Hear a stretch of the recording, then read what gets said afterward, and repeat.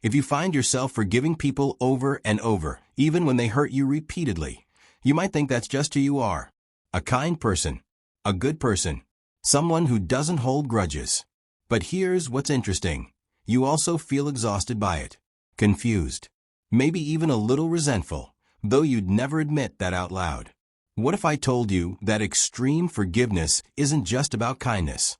It's a psychological pattern. And understanding what's really happening beneath all that forgiveness might change everything. You know the cycle by heart, don't you? Someone says something hurtful. Your sister dismisses your feelings again. Your friend cancels plans at the last minute for the third time this month. Your partner makes a promise and breaks it. You feel that familiar sting.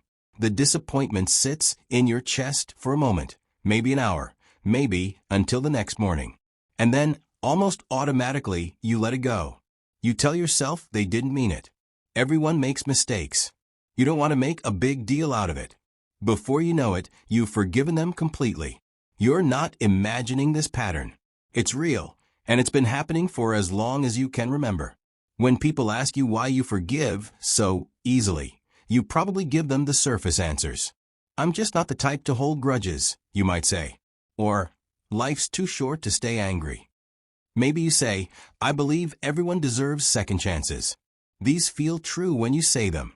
Forgiveness has become part of your identity, woven into how you see yourself. It's one of the things people praise you for. You're so understanding, they tell you. You have such a big heart. And you do. But there's something else underneath that you're starting to notice. The questions have been getting louder lately, haven't they? You find yourself wondering if you forgive too easily. If maybe, just maybe, you're letting people off the hook when you shouldn't. There's a tiredness that's crept in over the years, a kind of exhaustion that doesn't match up with the peace forgiveness is supposed to bring. You watch other people set boundaries, say no, walk away from relationships that hurt them, and you wonder why it feels so impossible for you. Why does everyone else seem to know when enough is enough, while you're still giving people chance after chance after chance? Here's what makes your forgiveness extreme, and this is important. It's not that you forgive at all. Forgiveness itself is healthy and necessary. What makes it extreme is the speed, the frequency, and what's missing from the equation. You forgive before you fully felt the hurt. You forgive people who haven't changed their behavior or even acknowledged what they did. You forgive without consequences, without boundaries, without asking for anything different next time. The forgiveness happens so fast it's almost automatic, like a reflex you can't control. And that difference between healthy forgiveness and what you're doing tells us something important about what's really driving this behavior. Let me say this gently, because it might feel uncomfortable at first. What you've been calling forgiveness might actually be something else. I'm not saying your compassion isn't real or that you don't have a generous heart. But extreme forgiveness, the kind that happens instantly, repeatedly, regardless of whether anything has changed, often isn't really about kindness at all. It's serving a different function, a protective one. You're not forgiving because you're too nice. You're forgiving because some part of you learned, a long time ago, that it keeps you safe. Let's look at what psychologists have actually found when they study people who forgive excessively. The first thing that shows up again and again is fear of abandonment. Somewhere in your history, maybe in childhood, maybe in early relationships, you learned that holding people accountable might mean losing them. Perhaps you grew up with a parent who withdrew love when you expressed hurt or anger. Maybe you watched what happened when someone in your family didn't forgive, and you saw the rupture that followed. The lesson your nervous system absorbed was simple. Unforgiveness equals abandonment. So you forgive quickly and completely because the unconscious belief running underneath is, if I don't forgive, they'll leave. And losing the relationship feels more unbearable than whatever hurt they caused. This fear often lives alongside something that looks different on the surface but comes from the same root, conflict avoidance, as self-protection. You might think you just don't like conflict, and you tell yourself that's a personality trait. But it's usually more specific than that. It's about what conflict meant in your particular past. For many women now in their 45 to 65, especially those who grew up in homes where anger was dangerous or where expressing hurt led to punishment, conflict became genuinely unsafe. Maybe anger in your house meant violence, or screaming, or days of cold silence. Maybe when you tried to express that you were hurt, you were told you were too sensitive, too dramatic, making a big deal out of nothing. You learned that conflict doesn't lead to resolution. It leads to more pain. So forgiveness became your way to restore safety quickly. It's not weakness. It's a survival strategy that made perfect sense in the environment where you learned it. Then there's the piece about self-worth. Many women in your generation were raised with very specific messages about what makes a woman good, valuable, worthy of love. You were supposed to be understanding, patient, not demanding. The women who were praised, who were held up as examples, were the ones who forgave their husbands, who didn't complain, who kept the peace no matter what. Your worth became entangled with your capacity to absorb hurt without making waves. Forgiveness isn't just something you do. It's proof that you're a good person. And the internal terror underneath is this: if I'm not understanding and forgiving, what am I? What's left of me? This is why even thinking about not forgiving someone can feel like you're losing your entire identity. And here's where it gets complicated. Often, underneath all of this, extreme forgiveness is also a way of avoiding your own anger. Anger is uncomfortable. For many women, it's more than uncomfortable, it's terrifying. You were never taught how to be angry in a healthy way. You were taught that anger makes you ugly, unlovable, out of control. That it makes you a bad mother, a bad wife, a bad daughter. So when someone hurts you and that hot flash of rage rises up, you need to get rid of it as quickly as possible. Forgiveness becomes a shortcut. If you forgive them immediately, you don't have to sit with your own anger. You don't have to feel the full weight of your disappointment or betrayal. You can skip right past the messy, uncomfortable feelings and get back to being the calm, understanding version of yourself. Here's what happens when you do this over and over for years, for decades. The pattern becomes automatic. It's not even a conscious choice anymore. Someone hurts you, and your nervous system immediately activates the forgiveness response before you've even fully registered what happened. It's become a neural pathway, carved deeper every single time you've used it. The speed of your forgiveness, the fact that it happens in minutes or hours rather than days or weeks, is actually a red flag, not a virtue. It means you're not processing. You're bypassing. Think about the last time someone hurt you. How long did it take you to forgive them? Be honest. Was it minutes? A few hours? Did you forgive them before you even fully felt the hurt? That speed is telling you something. What you're actually giving up when you forgive this quickly is yourself. Your own needs. Your own boundaries. Sometimes even your own sense of reality. Because you have to minimize what happened in order to forgive it so fast. You tell yourself it wasn't that bad. They didn't mean it. You're being too sensitive. The exhaustion you feel isn't just from being hurt repeatedly. It's from constantly overriding your own emotional truth. So what happens when you live this way for years? The thing about emotions is that they don't actually disappear just because you decide not to feel them. Each instance of premature forgiveness, every time you smiled and said it's okay when it wasn't okay, every time you swallowed your hurt to keep the peace, leaves something behind. A residue. You thought you let it go, but your body didn't. Your body remembers every single time you abandoned yourself to make someone else comfortable. Unfelt feelings don't evaporate. They accumulate. Over time, this accumulation shows up in ways that might surprise you. One of the most common is invisible resentment. You're still smiling, still forgiving, still being the understanding one in all your relationships. But underneath, there's a growing bitterness that you probably don't even want to acknowledge. Here's what makes it so confusing. You resent people you've already forgiven. You said the words, you meant them in the moment, but somewhere in your body, there's a tally being kept. You remember every slight, every dismissal, every broken promise, even though you're supposed to have moved past all of it. The resentment feels shameful because it contradicts your identity as a forgiving person, so you bury it deeper. But it's there, creating distance in relationships you're trying to maintain, leaking out in small passive ways you might not even notice. Sometimes the cost shows up as emotional numbness instead. You've become so practiced at moving past hurt that you've actually lost touch with what you feel about anything. Someone asks you, "How did that make you feel?" And you genuinely don't know. You've trained yourself to skip over your feelings so efficiently that they become inaccessible. There's a flatness to things, even to good experiences. You're going through the motions of your relationships, but not fully present in them, because being fully present would mean feeling everything you've been avoiding. The joy is muted along with the pain.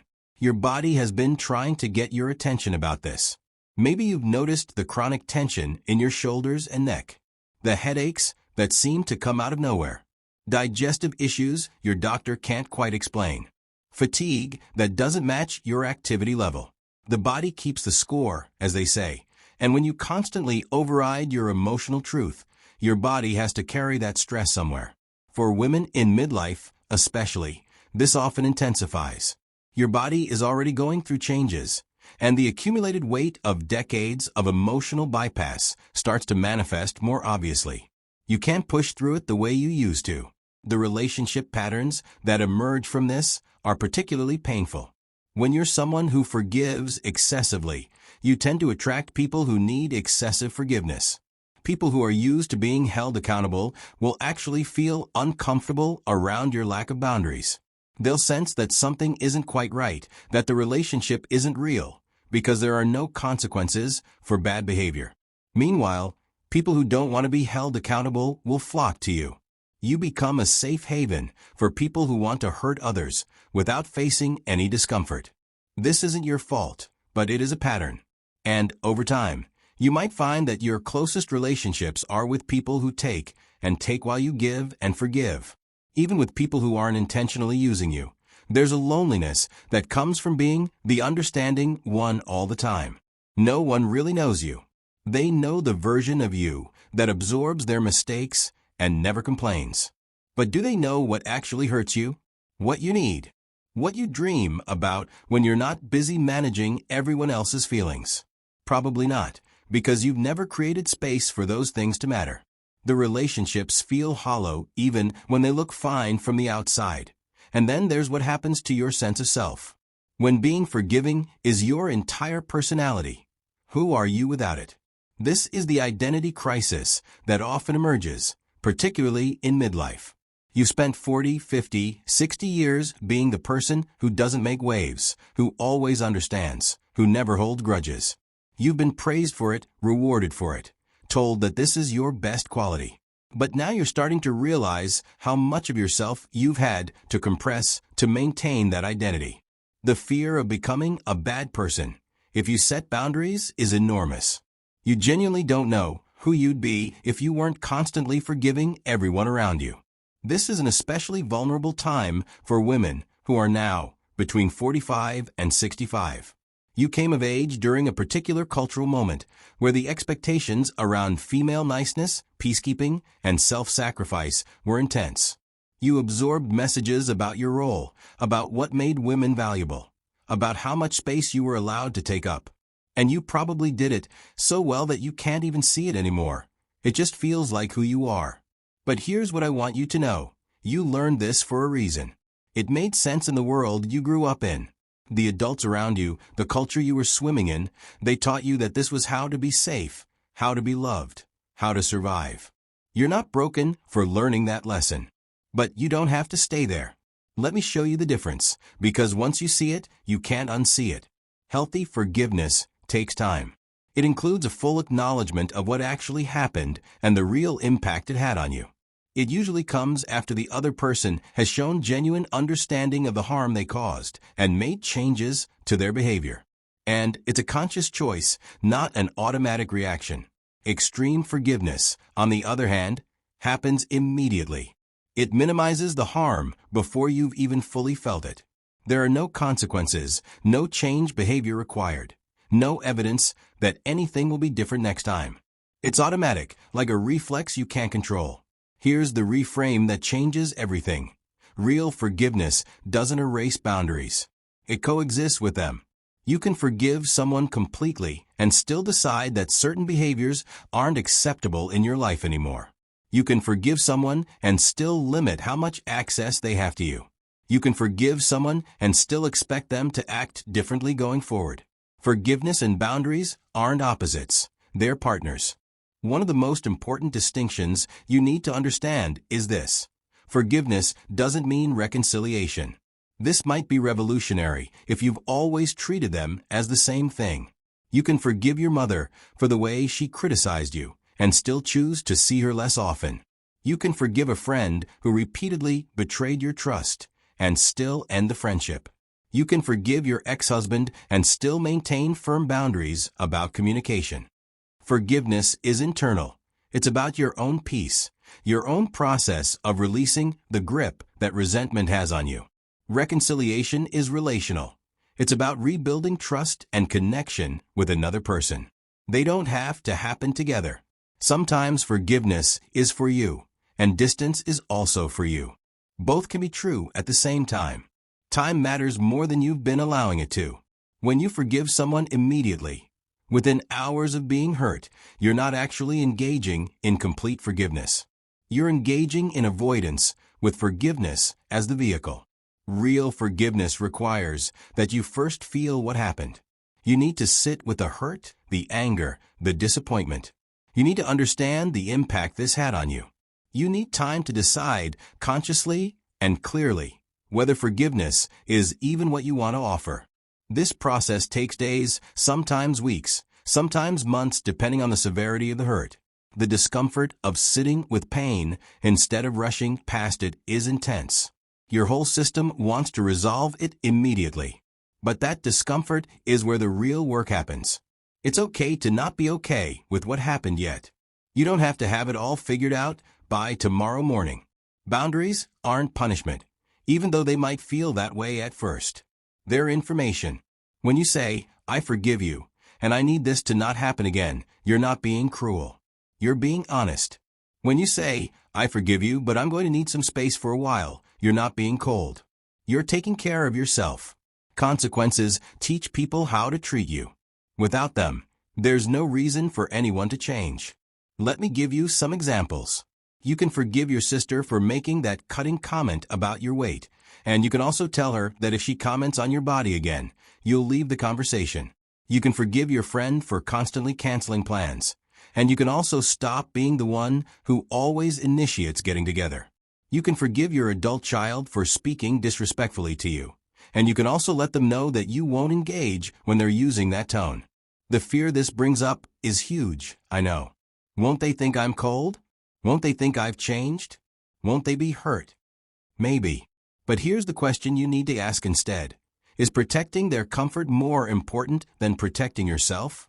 Here's something else you need to hear. Your anger has been trying to help you this whole time. Anger isn't your enemy. It's information. It's a signal that something matters to you, that a boundary has been crossed, that you need to pay attention. You've been treating anger like it's something shameful, something to get rid of as quickly as possible.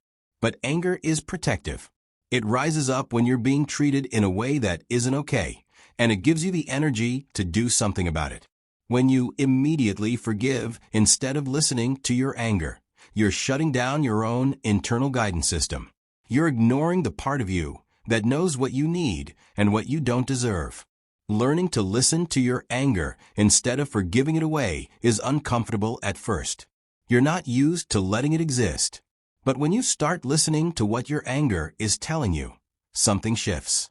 You start to notice patterns you couldn't see before.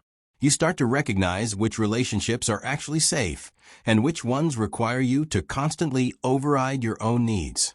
You start to develop a different relationship with yourself, one where your feelings matter, where your boundaries matter, where you're not just a supporting character in everyone else's story. What you're actually forgiving matters too. Sometimes you're forgiving the person. Sometimes you're forgiving the situation. Sometimes you're just accepting reality without condoning the behavior. There's nuance here that extreme forgiveness misses. Not everything requires the same response. A friend who genuinely forgot your birthday isn't the same as a partner who repeatedly lies to you. A parent who said something thoughtless once isn't the same as a parent who has criticized you your entire life. The speed and automaticity of extreme forgiveness treats every hurt the same way, but they're not the same. Some things are small. Some things are big. Some people deserve your ongoing trust. Some people have shown you, repeatedly, that they won't change. Let this complexity exist. You don't have to flatten everything into, "I forgive them," within 24 hours. You're allowed to have different responses to different situations. I need you to understand something important before we go any further. This is a journey, not a decision. You're not going to read this and suddenly become a different person tomorrow. You won't wake up next week as someone who holds grudges or who has no problem cutting people out of your life. That's not who you are, and it's not who you need to become. But you can become someone who honors yourself while still being compassionate. You can keep your generous heart and also have boundaries. You can be kind and also expect people to treat you well. You're not losing your goodness by doing this work. You're reclaiming your wholeness. The change happens in small steps, and I'm going to give you some specific ones you can start with. The first is simply this: notice before you forgive. The next time someone hurts you, before you automatically say it's okay or don't worry about it, pause. Just pause. Ask yourself, what do I actually feel right now? Not what should I feel, not what a good person would feel, but what do I genuinely feel in my body, in my heart, in this moment? You don't have to do anything with that feeling yet.